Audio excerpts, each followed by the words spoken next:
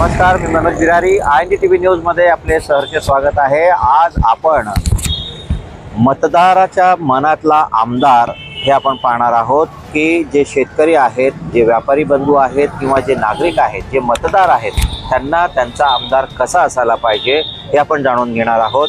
आणि याच विषयामध्ये आपल्या सोबत काही शेतकरी जोडलेले आहेत। आपण त्यांच्याशी बोलूया की त्यांच्या मनातला आमदार त्यांना कसा पाहिजे आहे। काय सांगाल दादा, विधानसभेच्या निवडणुका चालू आहेत, रणधुमाळी आता शिगेला पोहोचत आहे, प्रत्येकाचा प्रचार सुरू आहे। काय वाटतं तुम्हाला, तुमचा आमदार कसा असायला पाहिजे, काय वाटतं, कोणत्या अपेक्षा तुम्ही त्यांच्याकडून ठेवता? नमस्कार, मी संघटनात्मक काम करत असतो शेतकरी संघटनेचा जिल्हाध्यक्ष म्हणून। आता जेव्हा जिल्हाध्यक्ष म्हणून आम्ही काम करत असतो तेव्हा आमच्या जिल्ह्यातील तालुक्यातील शेतकऱ्यांचे जे प्रश्न आहेत ते विधानसभेत प्रखरपणे मांडणारा आमदार आम्हाला हवा आहे।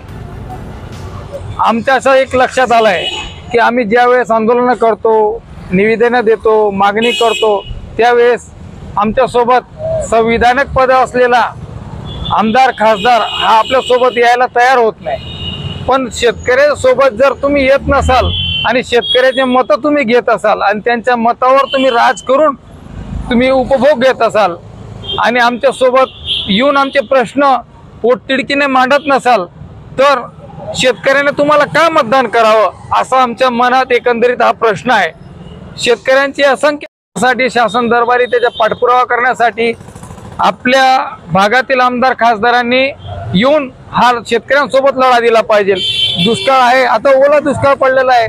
नंदुरबार तालुका हा ओला दुष्काळ घोषित व्हायला हवा होता, पण आतापर्यंत ओला दुष्काळ घोषित झाला नाही। ही सर्वात मोठी खंतची बाब आहे। आम्हाला असा आमदार हवा आहे की ज्याने शेतकऱ्यांसाठी लढा द्यावा, वेळ प्रसंगी आंदोलन करावं, रस्त्यावर उतरावं। तुम्ही सत्तेत असला तर काय झालं, पण त्या सत्तेमध्ये असताना तुम्हाला त्या शेतकऱ्याने मतदान केलंय हे मात्र तुम्ही विसरून चालणार आहे। शेतकऱ्याला कुठली जात नसते। आज शेतकरी हा संघटित नाही, पण आमच्या सारख्या संघटनेच्या माध्यमातून आम्ही त्याला वाचा फोडत असतो। आणि जेव्हा संघटनेच्या माध्यमातून आम्ही वाचा फोडतो तर आम्हाला तुमचे पाठबळ हे हवं असतं।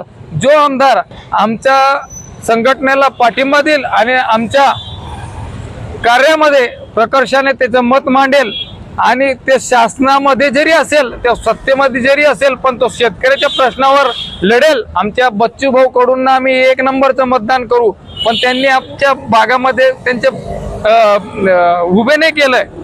आमची संघटना जरी वेगळी असली पण जो शेतकऱ्यासाठी लढेल तोच आमचा आमदार असेल। आणि यापुढे या भागातील जो आमदार असेल त्याने हे लक्षात घ्यावं का जो शेतकऱ्यासाठी लढेल त्यालाच आम्ही मतदान करू आणि आमच्या शेतकरी संघटनेचा पाठिंबाही त्याला असेल। म्हणून प्रत्येक आमदाराने सांगितलं पाहिजे की आम्ही संघटनेचे काम करू, आम्ही संघटनेला पाठिंबा देऊ। तापी बुराई या भागातील ज्वलंत असा प्रश्न आहे। 1990 पासून मंजूर झालेली योजना आहे, याच्यामध्ये हजारो हेक्टर जमीन ही पाण्याखाली येणारी आहे। पण आज 25 वर्ष झाले, 30 वर्ष झाले, पण योजना धूळ खात पडत आहे। 1200 कोटी रुपयाचं काम झालं पण ते अजून खड्ड्यामध्येच आहेत, ते खड्ड्यापासून वर आलेलं नाही। नुसते तुम्ही परिपत्रक देतात आम्ही योजना मार्गे लावू, पण प्रत्यक्षात योजना मार्गे लावत नाही।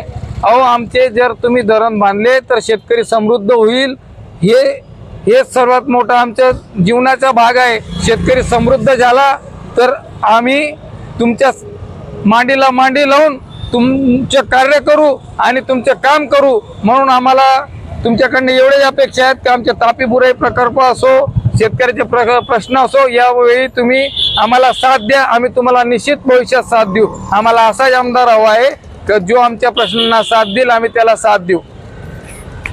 मधील मतदारांचं हे जाणून आपण मत जाणून घेतलेलं आहे।